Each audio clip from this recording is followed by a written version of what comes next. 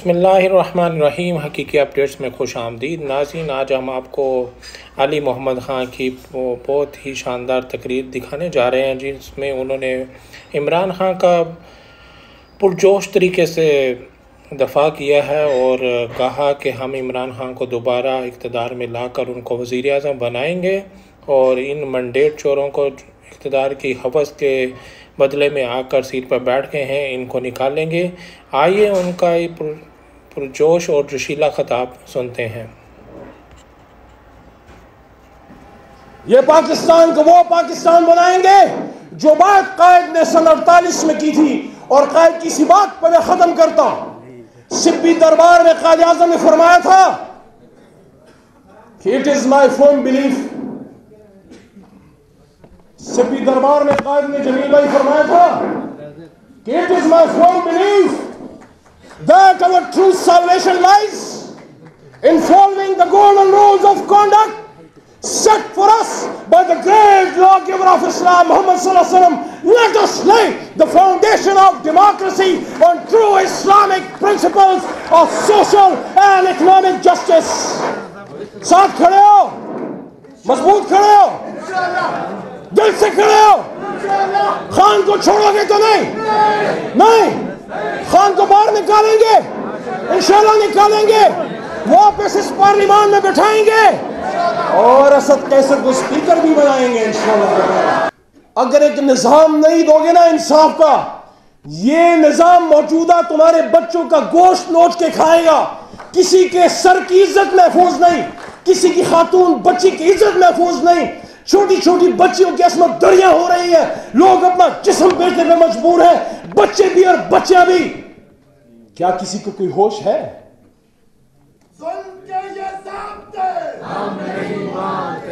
یہ کیسا انصاف کا نظام ہے، یہ کیسا اسلام پہ مبنی ملک ہے کہ جب 70 سال سے ظلم ہوتا رہا کچھ نہ ہوا، لیکن جب ایک شخص اٹھا اور اس نے اس نظام کو چیلنج کیا تو ان سب نے مل کے اس کو پکڑ کے گولیاں مار کے جیل میں ڈال دیا۔ آج یہ لڑائی عمران خان کی نہیں ہے، وہ ایک انسان ہے 72-73 سال کا، چند سال زندگی ہوگی، پھر کل نفس ذائقۃ الموت۔ آپ نے فیصلہ کرنا ہے کتنے ٹیپو سلطان قربان کرنے، آخری بات مزید کرنے ہیں یا آپ اس کے ساتھ چلنا ہے؟ کیا اس امت کے نصیب میں صرف ٹیپو سلطان کے سر کی بلی چڑھنا ہے، یا کبھی ٹیپو سلطان کو کندھوں پر بٹھا کے اقتدار کے وانوں میں بھی بٹھائیں گے اپنی عوامی طاقت سے؟ عالم الغیب والشہادۃ هو الرحمن الرحیم، هو اللہ الذی لا الہ الا هو الملک القدوس السلام المؤمن المہیمن العزیز الجبار المتکبر سبحان اللہ عما یشرکون، هو اللہ الخالق البارئ المصور له الاسماء الحسنى یسبح له ما فی السماوات والارض وهو العزیز الحکیم۔ صدق اللہ العظیم۔ سبق پہ پڑھ، صداقت کا، عدالت کا، شجاعت کا، لیا جائے گا کام تجھ سے دنیا کی امامت کا۔ وَإِذْ قَالَ رَبُّكَ لِلْمَلَائِكَةِ إِنِّي جَاعِلٌ فِي الْأَرْضِ خلیفہ، ہمیں اللہ نے خلیفہ بنایا ہے زمین پہ۔ ہم زمین پہ اللہ کا نظام قائم کرنے کے لیے اللہ نے ہمیں بھیجا ہے۔ وہ پیغام جو حضور نبی کریم صلی اللہ علیہ وسلم سے ہمیں پہنچا ہے، اور نظام ہے عدل اور انصاف کا۔ اگر آپ اس کائنات پہ نظر ڈالیں تو سوائے انسان کے اور اس کے اعمال کے، سورج، چاند، ستارے، درخت، پانی، پرندے، جانور، چرند پرند، سارے ایک نیچرل جسٹس پہ چلتے ہیں۔ جنگل کا بھی ایک قانون ہوتا ہے، یہ انسان ہے جس نے انسانیت کو جنگل کا بازار بنا دیا ہے۔ میرے دوستو، ہمیں اس بات پہ فخر ہے کہ ہمارا تعلق اس کمیونٹی سے ہے جس نے یہ ملک بنایا، جس وجہ سے میں وکالت میں آیا۔ میں سائنس کا اسٹوڈنٹ تھا، انجینئر تھا، سائنس کی تعلیم تھی۔ وہ ایک وجہ تھی کہ مجھے ایسا لگا 27 سال کی عمر میں کہ جب میں انجینئرنگ کر رہا تھا، فیلڈ میں تھا، مجھے ایسے لگا کہ ملک کے لیے روڈ اور برج بنانا ضروری ہے. I was a civil engineer. لیکن جو ظلم ہے، جو کرپشن ہے، جب تک اس کا راستہ نہیں روکا جاتا یہ ملک ٹھیک نہیں ہو سکتا. دوستو، میں اللہ کا احسان مانتا ہوں کہ 27 یا 28 سال کی عمر میں یہ خیال میرے ذہن میں آیا اور پھر یہ سوچا کہ دو راستے ہیں، یا تو طاقت کے زور سے بزور شمشیر آپ نے ٹھیک کرنا ہے، یا پھر قلم اٹھا کے قائد اعظم کی طرح حق کی راہ میں نکلنا ہے.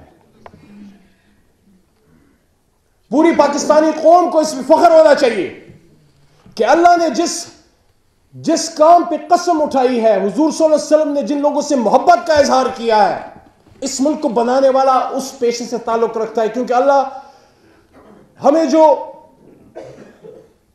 اللہ کی ان کی ایک سنت ہمارے پاس پہنچی، وہ کیا ہے کہ القاسم حبیب اللہ محنتی اللہ کا دوست ہے. یہاں لائرز موجود ہیں، اکثریت موجود ہے. وکیل یا کوئی زمیندار، کوئی کسان، اگر آپ نے اللہ پہ توکل دیکھنا ہو تو آپ کسی وکیل یا کسان کو دیکھیں. کسان جو رات کو 2 یا 3 بجے اٹھ کے پانی لگاتا ہے کھیت کو، بیج بوتا ہے، اور اس کے بعد وہ اللہ کی توکل چھوڑ دیتا ہے کہ اللہ تعالیٰ اس کو اگائے گا. اور وکیل جب گھر سے نکلتا ہے کچہری میں، سردار کھوسا صاحب بیٹھے ہیں، اس اسٹیج تک پہنچنے میں بڑا وقت لگتا ہے. آپ کو کچہری میں وکلاء کے بیچ میں بیٹھ کے اس ایک موکل کا انتظار کرنا پڑتا ہے، اس کی درخواست لکھ کے ضمانت کی آپ اپنی کیریئر کی ابتدا کرتے ہیں. تو دوستو، محمد علی جناح نے یہ ملک بنایا، قلم کی طاقت سے بنایا، اور دنیا کو یہ میسج دیا کہ ہم نے ایک ایسا ملک بنانا ہے جس میں انصاف ہوگا. ورنہ نماز ہم متحدہ ہندوستان میں پڑھ رہے تھے، روٹی ہمیں روزی مل رہی تھی، ہم کوئی ایسا نہیں تھا کیونکہ ہمارے بدن سے کوئی کپڑا کھینچ رہا تھا، لیکن ہم اپنی من مرضی کے مطابق اللہ کے حکم سے نظام مملکت، امور سلطنت نہیں چلا سکتے تھے. اور یہاں وہ بات آتی ہے کہ وَإِذْ قَالَ رَبُّكَ لِلْمَلَائِكَةِ إِنِّي جَاعِلٌ فِي الْأَرْضِ خلیفہ. خلیفہ غلام نہیں ہوگا. اللہ اور اس کے رسول کے ماننے والے انگریز کے غلام یا امریکہ کے غلام نہیں ہو سکتے. یہ وہ میسج ہے جو عمران خان نے دیا کہ ایبسولوٹلی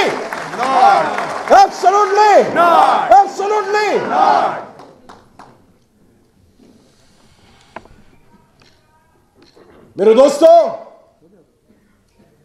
اگر ہم مسلمان ہیں، ہماری ذمہ داری ہے کہ اپنے ہاتھ کے نیچے جتنے بھی ہمارے ہاتھ کا مال ہے وہاں انصاف قائم کریں. اور بحیثیت مسلمان، اگر میں پاکستان کا صدر ہوں، وزیر اعظم ہوں، کوئی اور بڑا عہدہ ہو، میرے سے نہ صرف پاکستان بلکہ اقوام عالم کے مسلمان کا پوچھا جائے گا. کیونکہ صرف ہم نے ایک خطہ زمین حاصل نہیں کیا تھا، یہ ایک سوچ تھی. جب ہم کہتے ہیں کہ پاکستان کا مطلب کیا، لا الہ الا اللہ، تو پھر آپ کے دل میں درد اٹھنا چاہیے. جب فلسطین میں لوگوں کے سروں کے اوپر ٹینک گزرتے ہیں، جب کشمیر میں عصمت ریزی ہوتی ہے، آپ کا دل دکھنا چاہیے. تو یہ کیسے ہو سکتا ہے کہ میں تو محفوظ رہوں لیکن میرے ملک میں اڈے ہو جہاں سے جہاز اڑ کے میرے پڑوس میں میرے مسلمان برادری افغانستان کے اوپر بم گرائیں؟ تو پھر چاہے اقتدار بھی جائے، پھر ایبسولوٹلی ناٹ ہوگا. میرے دوستو، عمران خان صاحب سے میں نے ایک بہت بڑے عالم کی موجودگی میں یہ بات کی، اور آج لیڈرشپ بھی موجود ہے، آپ کے بھی نالج میں یہ بات آ جائے. میں نے چیئرمین کو کہا، خان صاحب ایبسولوٹلی ناٹ بھی ایک ریزن ہے، لیکن میرے خیال میں اس سے بڑی وجہ ایک اور ہے، اور وہ یہ ہے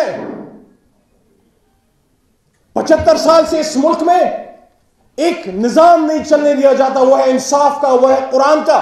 سن 42 میں جب قائد اعظم نے فرمایا کہ ہم سے اکثر لوگ پوچھتے ہیں کہ آپ جس پاکستان کی بات کرتے ہیں، آل انڈیا مسلم اسٹوڈنٹ فیڈریشن، اس پاکستان کا نظام حکومت کیا ہوگا؟ تو قائد نے فرمایا کہ میں کون ہوتا ہوں اس کا فیصلہ کرنے والا. اس کا فیصلہ تو 1400 سال پہلے قرآن میں ہو چکا. قرآن ہماری رہنمائی کے لیے تا قیامت موجود رہے گا. تو جو قرآن کی بات کرے گا، جو شریعت کی بات کرے گا، جو حرمت رسول صلی اللہ علیہ وآلہ وسلم کی بات کرے گا، جو امت مسلمہ کو کھٹا کرنے کی بات کرے گا، یا پھانسی چڑھایا جائے گا، یا جیل میں ڈالا جائے گا، یا اس کو گولیاں ماری جائیں گی.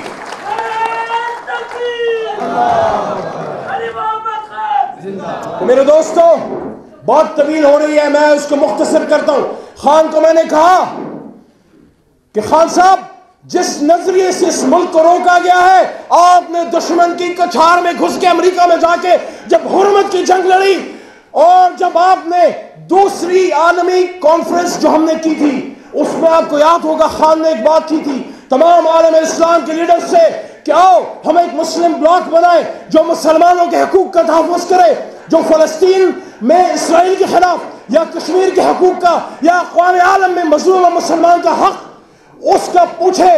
تو میرے کان کھڑے ہو گئے، میرے دل میں وسوسہ پیدا ہوا کہ اب نہیں چھوڑیں گے اس کو، لیکن انشاءاللہ we all stand strong with Imran Khan for Pakistan according to the vision of Muhammad Ali Jinnah۔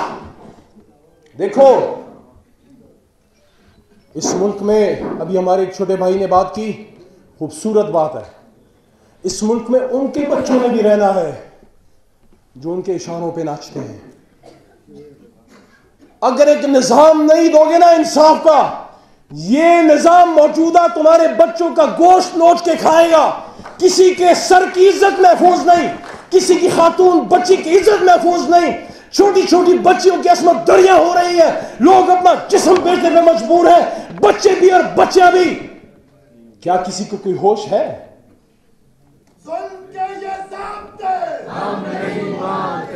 یہ کیسا انصاف کا نظام ہے، یہ کیسا اسلام پہ مبنی ملک ہے کہ جب 70 سال سے ظلم ہوتا رہا کچھ نہ ہوا، لیکن جب ایک شخص اٹھا اور اس نے اس نظام کو چیلنج کیا تو ان سب نے مل کے اس کو پکڑ کے گولیاں مار کے جیل میں ڈال دیا۔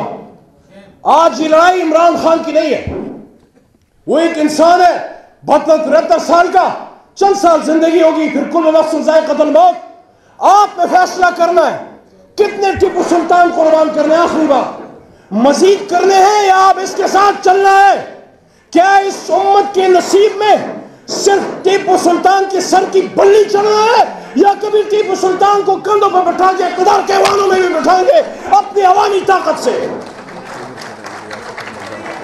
دوستو آپ کا بہت شکریہ، میرے سینئرز بھی بات کریں گے،